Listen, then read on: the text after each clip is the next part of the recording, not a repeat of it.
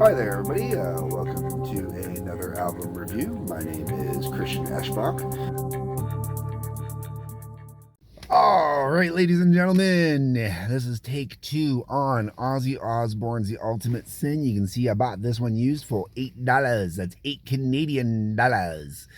Right now, when I am recording this, the Great Tariff War has just started. By the time you watch this video, I'm hoping to God the tariff war will be over. With any luck, I don't want to get into political stuff, but the person who's responsible for causing this tariff war will hopefully be out of office. But I'm not going to hold my breath because, I'm not going to hold my breath.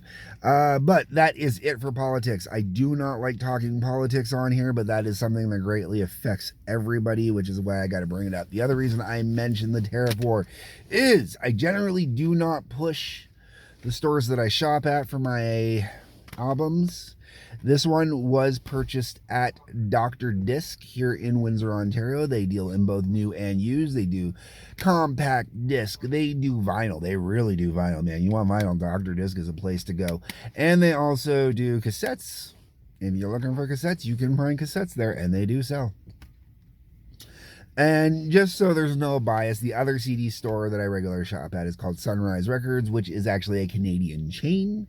Support Canadian while the tariff war is going on. That's it. This might be the only time I ever mention it. Okay, so Ozzy Osbourne's The Ultimate Sin. This album suffered. Okay, the other reason I'm also mentioning the tariff war and where I bought these is I had to buy this used. It's not in print anymore. You can't find a new copy online. I checked. Not that I would shop from, Bezos's evil empire right now. I'm kind of in that boycott mode of the evil empire. But that being said, I looked. You cannot buy it new. It's only available used. And the prices used were not as good as what I paid for it. Okay. That's enough rambling on this one. Let's get into the songs themselves. This album is comprised of 9 tracks. There's definitely band member changes. Okay, so this would be the second album with Jakey Lee. But my understanding is this is also the first album with both... Oh, where's the names of the dudes on this album? Oh, man, I saw them earlier. I need to be more prepared, don't I? Yes, I do. Okay. Oh, there we go. Phil Sousan on drums. Oh, no, sorry, hold on. Phil Sousan on bass and Randy Castillo on drums.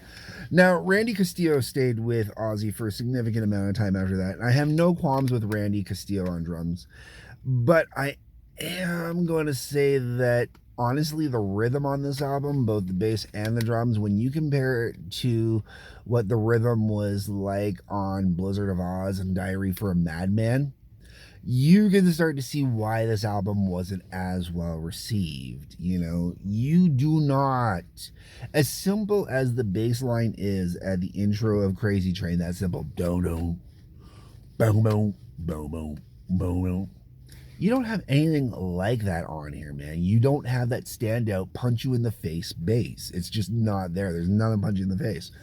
And the drums are there. The drums are very clear and present, but that's part of the reason why the bass is kind of missing. I think they buried the bass in the mix with the drums. The guitars are there, but Jakey Lee, for as fantastic of a guitarist as he is, and for as good as the guitar riffs are on here, I really feel like the guitar wasn't pushed properly in the mix either. And it is interesting how they don't mention, and I brought this up before on another review. They do not mention anybody on keyboards. Oh, wait, here we go. Nope, I finally found it. This one does it. Mike Morin apparently was on the keyboards.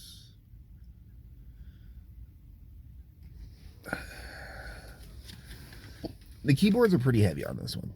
and that's probably another reason why this album wasn't originally very well received. I don't think this album is as bad as people claim that it is, but it definitely isn't great compared to some of the other ones. This is not as bad as some of the post No More Tears albums, but not as good as the Randy Rhoads albums either. Let me get into the actual songs. I've dragged this out long enough. Okay, we got the title track, Ultimate Sin. Ultimate Sin, good tune all on its own. I actually enjoy Ultimate Sin. I think it gets the album going perfectly and really kind of sets it up. This would be the one that gets closest to having that nice heavy punch and low end to it. And I feel like that wasn't even punched up enough. Like they could have really kind of brought it in harder and driven it home more, and they didn't. Secret Loser doesn't do anything for me. Not a thing for me. I'm not into the music on it really. I'm not into the lyrics on it really. It just kind of is there. Never Know Why, I don't mind.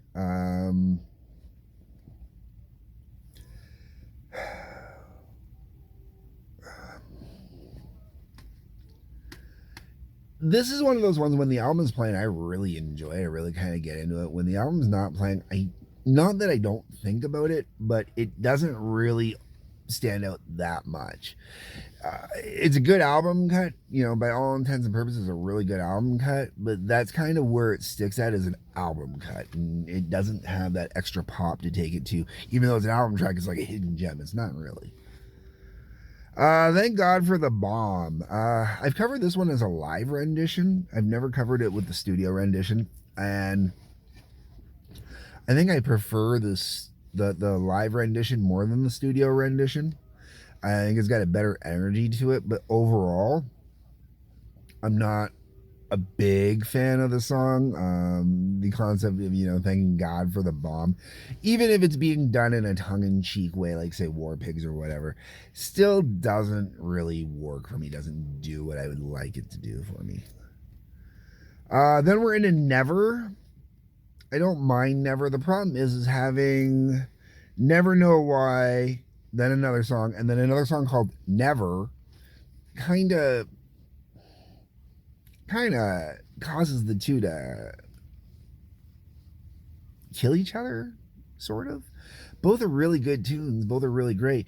But because they kind of just are where they are in the mixes and whatnot, and you get two tracks with very little of a name change on them, it kind of, I think, hurts the album. It hurts both songs that way. If one of those two had been held out for another album or something like that, that might have been better off, I think. Lightning Strikes is okay while the album's playing. It doesn't do too much for me otherwise. Killer of Giants. I actually really dig this one. I thought Killer of Giants was really well done. Great orchestrated out piece. This is one I gotta say I really would love to hear a live version of, like a really good live version of it. I'm gonna say it's gonna be probably a shame that the only person that ever played on that one is going to be Jake E. Lee, and I do like Jake E. Lee. I think he's a good guitarist. The reason why I say that I think it's a bit of a shame though is I think that Killer of Giants really could have been a little bit more punched up with the guitar, and I kind of would love to have heard Zach's interpretation of it. I really do love when Zach. That's one of the great things about the Ozzy Osbourne Live and Loud album in particular, is you get to hear Zach do a lot of different guitarist material and do it his way, which is fantastic. And when an artist does it their way and it sounds really good, that's what you want. That's really great. That's kind of, for me as a musician, that's what I look for. All right, moving on here.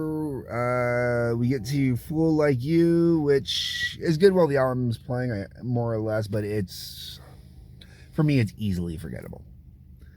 And then the album finishes off with arguably the biggest and most popular song off this album, and the only song off this album that got regular play after this album, and that would be Shot in the Dark.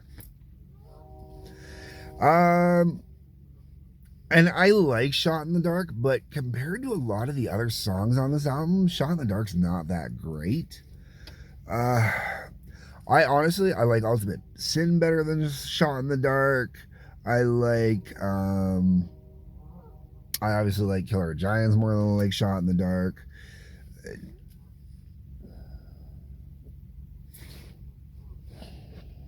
Yeah, yeah. At least those two I like better than Shot in the Dark. Um, but arguably, I could say both Never Know Why and Never Know Why. I could argue for sure that is a bit better than Shot in the Dark.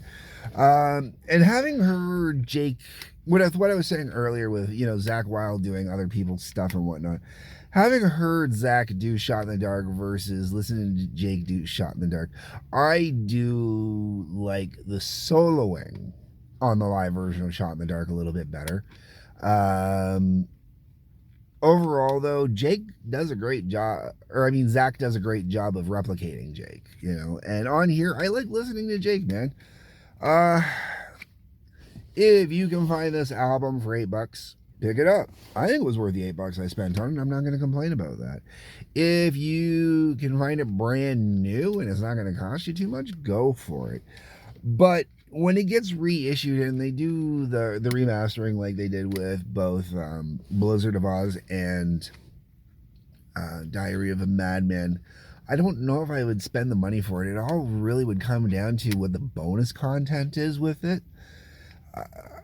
And how much, if they add an extra disc with some really good live stuff that's never been available before, or demo tracks that have never been available before, a disc of material that's never ever been available before, it'll be worth it to buy brand new, long as it's a relatively decent price. We'll say under 20 to $23 Canadian.